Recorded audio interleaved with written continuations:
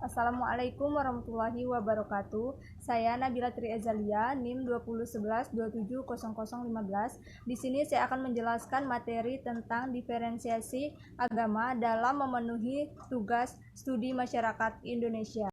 Adapun pembahasan yang akan dibahas yaitu proses masuknya berbagai agama ke Indonesia, fungsi agama bagi pemeluknya, hubungan antar agama di Indonesia, dan konflik antar agama di Indonesia.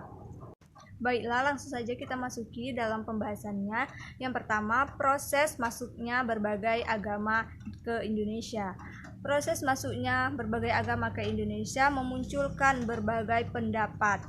Para tokoh mengemukakan pendapatnya, diantaranya ada yang langsung mengetahui masuk dan tersebarnya budaya serta ajaran agama Islam di Indonesia. Ada pula yang melalui berbagai bentuk penelitian, seperti yang dilakukan oleh orang-orang Barat atau Eropa yang datang ke Indonesia untuk melakukan tugas atau dipekerjakan oleh pemerintahnya ke Indonesia. Tokoh-tokoh diantaranya yaitu Marco Polo, Muhammad Ghor, Ibnu Battuta, Diego Lopez de Souqueira, dan Sir Richard Wysted. Sedangkan menurut sumber-sumber pendukung masuknya Islam di Indonesia, diantaranya terdapat 4 sumber, yaitu yang pertama, sumber berita dari Arab, yang kedua, sumber berita dari Eropa, yang ketiga, sumber berita dari India, yang keempat, sumber berita dari Cina, dan sumber berita dalam negeri. Sebelum pengaruh Hindu dan Buddha masuk ke Indonesia, diperkirakan masyarakat Indonesia atau penduduk Indonesia menganut kepercayaan dinanisme dan ananisme. Menurut The Jonet, proses masuknya budaya India ke Indonesia pada umumnya disebut dengan penghinduan oleh para penelitinya.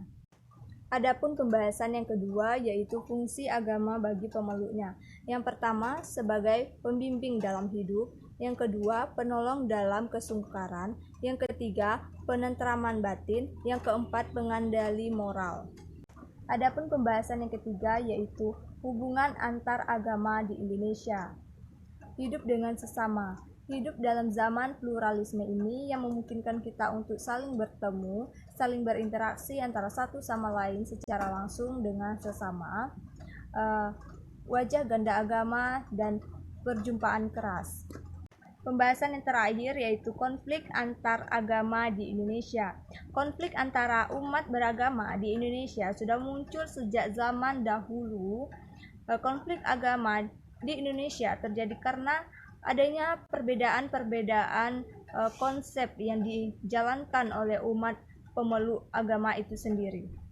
Beberapa tahun terakhir ini banyak umat agama yang menjatuhkan agama lain dan mengunggulkan agamanya sendiri karena menganggap agamanya lebih tinggi daripada agama yang lainnya. Masalah konflik agama terjadi menjadi tanggung jawab bersama. Perlu adanya kerjasama untuk menyelesaikan masalah dari konflik-konflik agama ini. Baiklah, ini saja yang dapat saya jelaskan mengenai diferensiasi agama. Terima kasih. Wassalamualaikum warahmatullahi wabarakatuh.